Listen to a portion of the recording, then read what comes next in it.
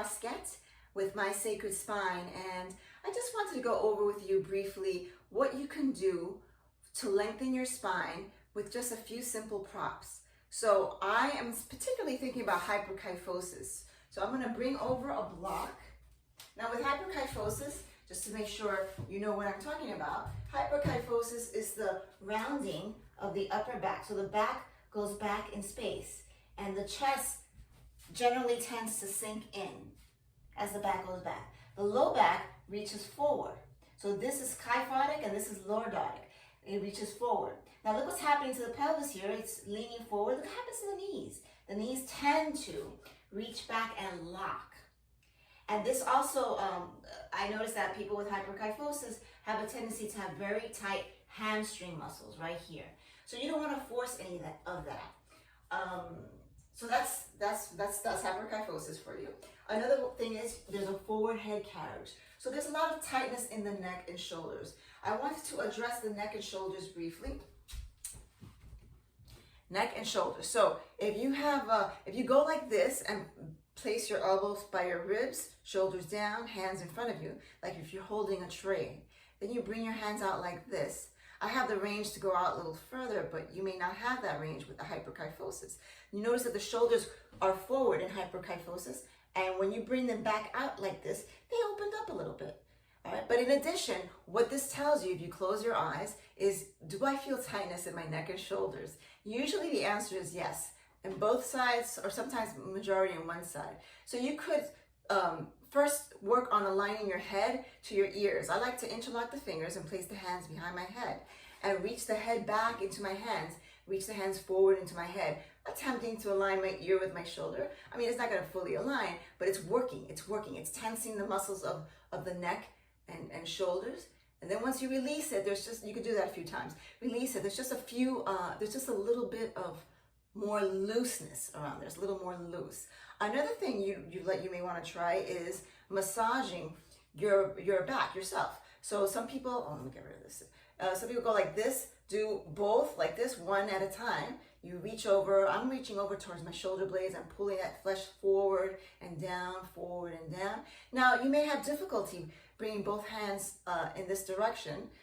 You could do one at a time. So you could take one elbow, have the weight of the arm supported with that one hand, cross it over and massage that trapezius part muscle right over here. And you might find a kink or two. And then you switch and do the other side. I just wanted to show you how you could do that. So I'm starting from the head down, I guess you could say. So I try to align, try to loosen it up. And now I want to open up my chest a little bit more and lengthen my spine. So I'm going to use this block. There are many ways to do this, but this is just one. So I'm placing this block right here. I'm going to be leaning against the wall, all the way to where my sacrum is, right here. So I want to feel like my tailbone's reaching down. So I'm coming towards the wall. I'm not reaching my heels to the wall, no. My heels, or should I say my ankles, are in line with my hips. I'm pressing my feet down at my feet or hip distance. Look at my arms. My arms, I'm going to turn my palms and elbows to face up. Reach the chest up. Now, keep going. I'm reaching my feet down. I'm reaching my chest up. And I'm breathing. Now, I am not doing the following. I am not trying to lean back like this if I have hyperkyphosis, because that will crunch my low back. I'm not trying to do that. But let's say you're here, and this is a little on the easy side. You don't feel like much is happening here. You could always try interlocking your fingers, placing them behind your head, reaching the head up as you press the feet down, and gently working on opening the elbows out a little bit. Keep going. Breathe across your collarbones. Breathe in front of you. Yeah, this is just one. I want to get the point across that you could use props to help you. I want you to feel this. Okay, now I'm going to bend my knees and bring my arms out of it. All right, so that's all well and good. Now I want to, now that I open my shoulders and lengthen my spine a little bit and soften my trapezius muscles, now I want to strengthen my back a little bit. So there's quite a few ways of doing this. I'll show you one, and it's kind of a simple one. You sit on the chair. And I like to sit high on the chair. So I'm bringing this block towards the front of the chair. I have another block coming here right now. And I'm going to sit here, and my sitting bones are going to press down into the chair. And I'm going to take my other block. here, place my block here between my legs, walk my feet back so that my heels are a little lifted. I'm going to try to bring my heels down, but my knees are not in line with my feet. My feet go back. And then I'm going to press down with my sitting bones into the block, wrap this belly in and up, lengthen the spine, take the arms down by my sides. Look at my fingers are. My fingers are reaching down, but now I'm going to turn the palms, the elbows to face up. Now I'm going to reach my sitting bones down and lengthen my spine. I'm going to hug the block with my, hug the knee with, hug the block with my legs, excuse me, lengthen my spine and reach the sitting bones down. This is a little taxing. You could also do this. You can lean forward slightly as long as your arms are open. You can press down. So now you're pressing down for a moment. Press your feet down, reach your sitting bones down, lengthen the spine, and relax for a moment. So that looked like nothing. It looks like I was doing nothing, but you have to try it to feel it. It's very subtle work. Now I'm going to walk my feet forward a little bit. I'm going to interlock my fingers and support my head with my hands. So the head is acting as a weight as I rest it in my hands. I'm cradling the head. So I'm going to engage my core and I'm going to lean back just a little bit. And just leaning back, look, notice the work that you're doing in your stomach. And I'm going to come on up to sit straight, and I'm going to lean back a little bit, engaging the core, holding onto this block. And so I'm just doing that a couple of times. You could do it a little bit more. You could stay back a little longer, as long as you don't feel that it's crunching your back. You never want to feel pain in what you do. And my biggest concern is with folks with hyperkyphosis is there's a lot of information on YouTube about how to release the tension in the muscles with hyperkyphosis. And my biggest concern is folks with osteoporosis. So you usually see this.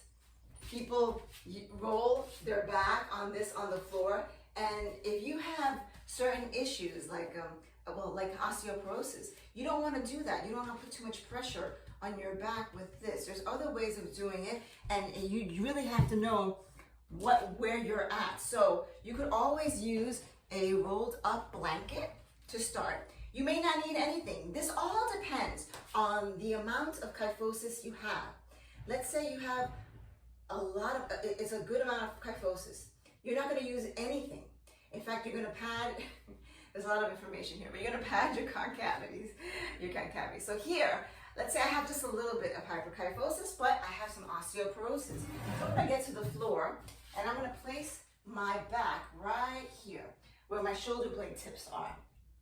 Oh, you can't see me that well. Anyways, here I'm back. So here's one way of, if you have a mild case of hyperkyphosis, you start with a little folded blanket, and on the floor you want to make sure, actually you do this on your bed if your bed is firm, but on the floor you want this to be cushioned as well. So you want this to be cushioned, and you want a little bit of roll like this. This is like a size of a cigar, and I have more than I normally have underneath my head, so I have a pretty high pillow here, and I come forward, I tuck my tailbone under, I lower myself down.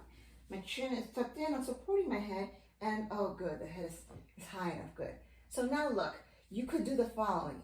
You could open the arms out to the side like this if you have a mild case of hyperkyphosis, if you just have a little tightness there. This feels really delicious on the trapezius muscles of the neck. Another thing is, look at my arms are. You may not be able to bring the arms comfortably over. They may look like this, depending on your level and how much hyperkyphosis you have, and this is perfectly fine. But you want to feel that the chest is being pushed up a little bit, and you rest here. You can't see, oh yes, you could see me. My knees are bent. You just stay here and you breathe and you relax a little bit here. Anyway, I just thought I'd share some of that information for you, but there's just a lot of information. We have the general Backcare program, we have the yoga for scoliosis program, and we also have a hyperkyphosis program by itself. It's 3 modules. But we do have a sale coming up. So if you like to check in for the Labor Day sale, it's September 3rd through the 6th. So you could also, if you're not sure what you should do or what your issues are, you can always contact us directly at info@mysacredspine.com. Okay? Thank you for watching. Have a great Labor Day.